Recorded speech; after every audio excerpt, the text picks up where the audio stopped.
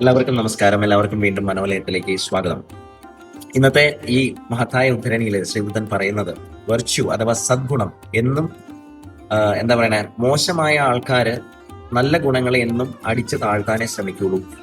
അത് കമ്പയർ ചെയ്യുന്നത് നല്ലവര് എത്ര അതിനെ പുകഴ്ത്തുന്നു എന്നുള്ളതിനായിട്ടാണ് കമ്പയർ ചെയ്യുന്നത്. അപ്പൊ പുകഴ്ത്തുന്നതിനേക്കാൾ കൂടുതൽ വിക്കറ്റ് പേഴ്സൺസ് അതിനെ അടിച്ചു താഴ്ത്തുന്നതാണ്, അതിനെ നിലനിൽക്കാൻ സമ്മതിക്കത്തില്ല. ഇതിന് പല കാരണങ്ങളുണ്ട്. കാരണം ഇപ്പോ അഡിക്ഷൻസ് തന്നെ എടുത്തോളൂ. കൂട്ടത്തിൽ ഒരുമിച്ച് കുടിച്ചുകൊണ്ടിരുന്ന ആൾക്കാർ, അതിലൊരാള് മദ്യപാനം നിർത്തി എന്ന് വെച്ചാൽ ബാക്കി എല്ലാവരും അയാളെ തരം താഴ്ത്തി അയാളുടെ മദ്യപാനം നിർത്തിയതിനെ കുറ്റം പറയാൻ ശ്രമിക്കും, അല്ലെ? രാഷ്ട്രീയത്തിലെടുത്തോളൂ, ഒരാള് നന്നായി ഹോണസ്റ്റ് ആയിട്ട് കമ്പാഷനറ്റ് ആയിട്ട് ജനങ്ങൾക്ക് വേണ്ടി എന്തെങ്കിലും ചെയ്യാൻ ശ്രമിച്ചാൽ അയാൾക്ക് രാഷ്ട്രീയത്തിൽ നിലനിൽപ്പുണ്ടാവില്ല. ഇതേപോലെ തന്നെ നമ്മുടെ എല്ലാ രീതിയിലും ഇപ്പൊ മീഡിയ എടുത്ത് നോക്കിക്കോളൂ. റീൽസ് ആണെങ്കിലും നമ്മുടെ പോസ്റ്റ് ആണെങ്കിലും എങ്ങനത്തെ റീൽസിനും പോസ്റ്റിനുമാണ് കൂടുതൽ ആൾക്കാർ കാണാൻ താല്പര്യപ്പെടുന്നത്.